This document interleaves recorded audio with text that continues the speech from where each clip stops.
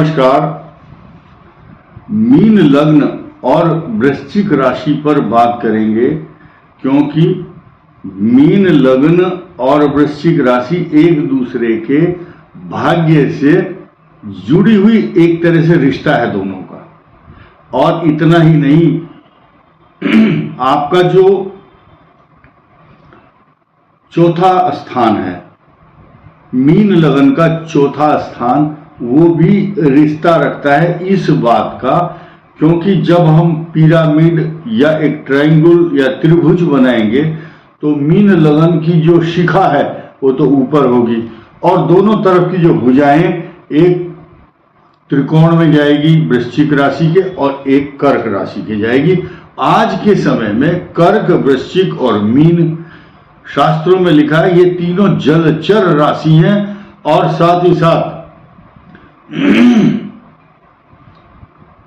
इनके ऊपर शनि की ढैया है और 7.5 है मीन राशि पर। तो जो कर्काली मीने, एक शब्द आया है कर्काली मीने, तीनों राशियों का वर्ण ब्राह्मण है। तीनों राशियां एक ही वर्ण में आती हैं, इनका विप्र वर्ण कहलाता है। और अभी वर्तमान समय में जब शनि की ढैया और 7.5 एक पर होगी तो तीनों सहन करती हैं। तीनों, इनको जिस प्रकार से नॉर्थ ईस्ट में 7 स्टेट हैं, 7 सिस्टर्स कहा जाता है, इसी प्रकार से इन तीनों को एक सिस्टर्स के रूप में संबोधित किया जाता है। कर्काली मीने, एक शब्द में तीनों के नाम आते हैं। बाकी मेषे च सिंहे धन पूर्व भागे वृखे च कन्या मकरे च याम्य, यानी कि अलग अलग नाम लिया जाता है। कर्काली मीने, कर्क, अली शब्द का मतलब है छोटी ई की मात्रा जिसमें लगती है वो बिच्छू है, इसको वृश्चिक बोलते हैं। कर्क, वृश्चिक, मीन, ये उत्तर दिशा की स्वामिनी है तीनों राशियां। तो ऐसी पोजीशन में जब अष्टम भाव में शनि चल रहा हो कर्क राशि के, वृश्चिक के 4th हाउस में और 12th हाउस में मीन राशि के, उस दृष्टि से पैरों में कष्ट, फॉल्स एलिगेशन और कार्यों में मन ना लगना और कुछ कॉन्स्पिरेसी और षड्यंत्रकारी लोग आपके खिलाफ हानि पहुंचाने की कोशिश करते हैं। ये कैरेक्टरिस्टिक्स या बिहेवियर पैटर्न है शनि का ड्यूरिंग दिस पीरियड, यानी कि जब कर्क, वृश्चिक और मीन पर शनि की स्थिति होगी खराब, किसी के लिए भी हो तीनों में से, तो तीनों इफेक्टेड होती हैं। तो हम आज बात कर रहे हैं वृश्चिक लग्न तो नहीं, वृश्चिक लग्न की चर्चा हो चुकी है, मीन राशि और वृश्चिक लग्न, वृश्चिक राशि मीन लग्न। तो वृश्चिक राशि का जो नक्षत्र है विशाखा, अनुराधा और ज्येष्ठा। विशाखा में बृहस्पति की दशा, अनुराधा में शनि और ज्येष्ठा में बुध की महादशा होती है। ऐसी स्थिति में जब मीन लग्न हो 12th भाव में ट्रांजिट अगर देखा जाएगा तो मीन लग्न का भी देखा जाएगा। वृश्चिक राशि से 4th हाउस, कर्क लग्न से या कर्क राशि से अष्टम भाव, ऐसी पोजीशन। अभी मंगल और शनि की युति एक साथ है, जो किसी भी दृष्टि से कर्क, वृश्चिक और मीन के लिए कहीं ना कहीं कुछ कष्टकारी अवश्य रहने वाली है। हम सिर्फ अब मीन लगन पर चर्चा करेंगे। मीन लगन पर और वृश्चिक राशि के पंचम भाव को कोऑर्डिनेशन करते हुए, इधर से वृश्चिक राशि से पंचम और लग्न, मीन लग्न पर 4 ग्रहों की युति। अभी अगले 1 महीने में कुछ भारी विशेष परिवर्तन तो होंगे। अब हम उन विशेष ग्रहों के परिवर्तन को आपके साथ जो होने वाली या जो चल रही महादशाएं हैं उनको आप स्वयं अपनी राशि के साथ या महादशाओं के या गोचर ग्रहों के साथ कोऑर्डिनेशन या उसका रिश्ता जोड़ सकते हैं। और फिर देखेंगे आप, जब वर्तमान ट्रांजिट जो भी चल रहा होगा और आपकी कुंडली में जो उस समय जब आपका जन्म हुआ वहां पर उस स्थान में कोई पाप ग्रह होगा तो ये उतने ड्यूरेशन में ये ग्रह आपके लिए कष्टकारक सिद्ध होगा, क्योंकि अभी खास तौर से जिनके मकर राशि में या कुंभ राशि में शनि है या ऐसे स्थान पर है, तुला राशि में भी हो सकता है, क्योंकि मीन के अष्टम भाव पर जब शनि होता है, चाहे लग्न से हो चाहे राशि से, तो वो कष्ट तो देता है। अब मीन लगन वृश्चिक राशि पर हम बात करेंगे। मीन राशि पर 4 ग्रहों की युति है और आपके सेकंड हाउस, मीन लगन के सेकंड हाउस पर बृहस्पति और 12th हाउस में है आपके शनि और मंगल। 23 तारीख को आने वाली 23 अप्रैल को परमोच्च, एक शब्द आया है शास्त्रों में, परम उच्च। परम उच्च कब होगा? जब 10 डिग्री सूर्य मेष राशि पर चला जाएगा। ऐसे समय पर ये जो ग्रह है बड़ा कष्टकारक होता है, लेकिन वृश्चिक राशि के 6ठे भाव में होगा और मीन राशि के सेकंड हाउस में होगा, तो ये उच्चस्थ होने के कारण आपकी मान सम्मान, प्रतिष्ठा, नौकरी, व्यापार, भूमि, भवन, वाहन, सवारी, प्रॉपर्टी, पैसा, जायदाद, स्वर्ण, रत्न, आभूषण तथा हर प्रकार के सुख देने के लिए उद्यत होगा।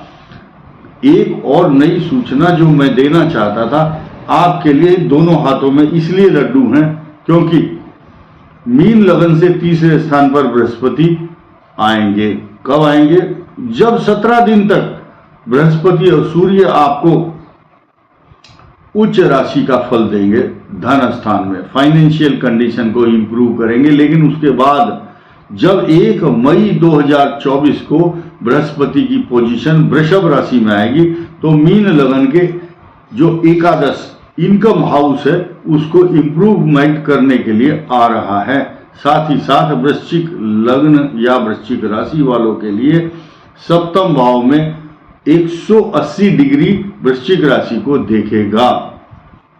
क्यों देखेगा? मकर को भी देखेगा मीन लगन से 11th हाउस। तो बृहस्पति का रोल और जॉब क्या है? अमृत तत्व देता है उस जिस यो भावा स्वामी दृष्टो युतोवा तस्य वृद्धि स्यात्, उसकी वृद्धि करता है। और स्थिर राशि, स्टेबल राशि है जिसमें बृहस्पति आएगा और स्थिर राशि में बैठ करके जब दृष्टि डालता है तो कई हजार गुना फल देता है। रेट्रोग्रेड मोशन कंबस्ट प्लेनेट के रूप में इसके फल में न्यूनता आती है, लेकिन अभी आने वाली 6 मई को जब बृहस्पति अस्त होगा या वक्री होगा तो ये कुछ समय तक अच्छा परिणाम नहीं देगा। 7 जुलाई 2024 तक शुभ कार्य नहीं होंगे, क्योंकि 2 ही तो ग्रह हैं खासतौर से शुक्र और बृहस्पति। जब ये सृष्टि में अस्त हो जाते हैं तो मांगलिक कार्य, विवाह आदि नहीं होते हैं। तो ये समय आ रहा है। सिर्फ 2 तारीखें आएंगी, 18 अप्रैल और 1 जिसको स्वयं सिद्ध मुहूर्त कहा जाता है, परशुराम जयंती, अक्षय तृतीया। ये एक शुभ मुहूर्त सबके लिए होगा। लेकिन उसके बाद जब ग्रहों की स्थिति परिवर्तित होगी, 24 तारीख को ग्रहों की स्थिति अच्छी नहीं कही जा सकती मांगलिक कार्यों के लिए खास तौर से। तो अब हम यही कहेंगे कि ये जो कॉम्बिनेशन है मीन लगन और वृश्चिक राशि का, इसमें क्या है? गंडमूल नक्षत्र आता है, ज्येष्ठा नक्षत्र। इसके जो भी जातक हैं उनको कष्ट इसलिए मिलता है क्योंकि गंडमूल शांति जिनकी बचपन में ही करा ली जाती है उनको कम प्रॉब्लम होती, जिनकी नहीं होती उनको ज्यादा दिक्कत आती है। हम बात करेंगे विशाखा नक्षत्र की। विशाखा नक्षत्र बृहस्पति की महादशा। वर्तमान जो यंग एज के लोग हैं, आफ्टर 25 ईयर ऑफ एज, इस समय उनकी कुंडली में बुध की महादशा चल रही है। बुध अच्छा फल प्रदान करता है क्योंकि मीन लगन है तो 2 स्थानों का स्वामी बुध होगा। केतु की दशा कुछ कष्टकारक शुक्र आपकी कुंडली में अच्छा ही परिणाम देगा। कारण क्या है? क्योंकि तीसरे अष्टम भाव का स्वामी तो है, लेकिन रोग कारक अनिष्ट की आशंका, एंग्जाइटी तथा इनसिक्योरिटी मन में बनी रहती है। ऐसे व्यक्ति कई बार थोड़ा सा भी रोग होता है तो अपनी नब्ज को टटोलने लगते हैं, कहीं मुझे कुछ हो तो नहीं जाएगा। इसे बोलते हैं एंग्जाइटी। निर्मूल आशंकाओं का जन्म होता रहता है और वाहन चलाते समय ऐसा डर लगता है कहीं मुझे चोट तो नहीं आ जाएगी। This is plus point. कई बार अच्छा भी है कि आदमी केयरफुल होकर के चलता है, केयरफुल होकर के चलता है, और जब उसको अनिष्ट की आशंकाओं का भय रहता है, शास्त्र कहता है जो व्यक्ति अलर्ट रहता है या जिसको आशंकित रहता है वो थोड़ा प्रिकॉशन ले लेता है। आपको याद होगा सुग्रीव जब ऋष्यमुख पर्वत पर रहता था, उसको हर समय यह आशंका बनी रहती थी कि कोई पर्वत के ऊपर बाली तो आ नहीं सकता मतंग मुनि के शाप के भय से, लेकिन जब भी कहीं ऐसा ना हो किसी आदमी को दूत को भेज करके मुझे कोई हानि पहुंचा दे। तो राम लक्ष्मण आते हुए देखकर भयभीत होकर हनुमान जी से कहा, हनुमान देखना तो जाकर दो पुरुष इधर को आते हैं और दिव्य पुरुष तेजस्वी नरसिंह समान सुहाते हैं। कहीं बाली ने तो नहीं भेज दिए। जब शुक्र की आशंकित महादशा हो, अष्टम भाव के स्वामी की महादशा जिसकी भी होती है, insecurity, he will feel insecured himself. तो ये जो पोजीशन है ये अच्छी नहीं कही जा सकती। विशाखा नक्षत्र, बृहस्पति, शनि, बुध की, केतु और शुक्र की महादशा, फिर सूर्य, चंद्र, मंगल, राहु, कंटिन्यूटी, ये अच्छा फल और अच्छा परिणाम देते हैं। इसके बाद अनुराधा नक्षत्र, जिनकी शनि की महादशा होती है, उसके बाद बुध शुभ फल देता है, फिर केतु कष्टकारक 20 साल, फिर शुक्र और सूर्य, चंद्र, मंगल, राहु, ये कंटिन्यूटी बनी रहती है। अब हम बात करते हैं अनुराधा के बाद ज्येष्ठा नक्षत्र की। ज्येष्ठा 17 वर्ष की टोटल महादशा है।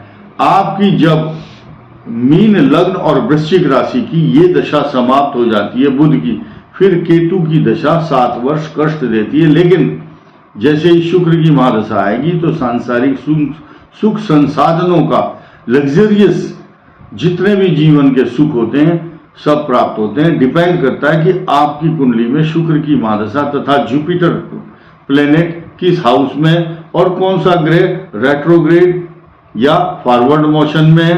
आपकी कुंडली में राजयोग, शश योग, भद्र योग, मालव्य योग या रोचक योग बना हुआ है। कोई भी व्यक्ति अपने सुखों को अपने ग्रहों के अनुसार ही भोगता है।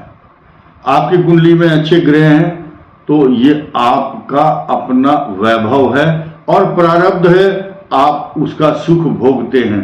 अगर आपके ग्रह ठीक नहीं है तो पंडितों को दोष देना, आप अच्छा बताओ, हमारे अच्छा बोलने से अच्छा नहीं होगा।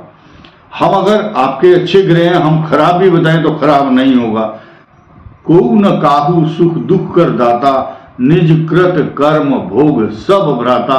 हम केवल मात्र ग्रहों की गणना करते हैं, बाकी सब आप लोगों के ही भाग्य के ऊपर आधारित होता है। इस वीडियो में इतना ही। धन्यवाद, नमस्कार।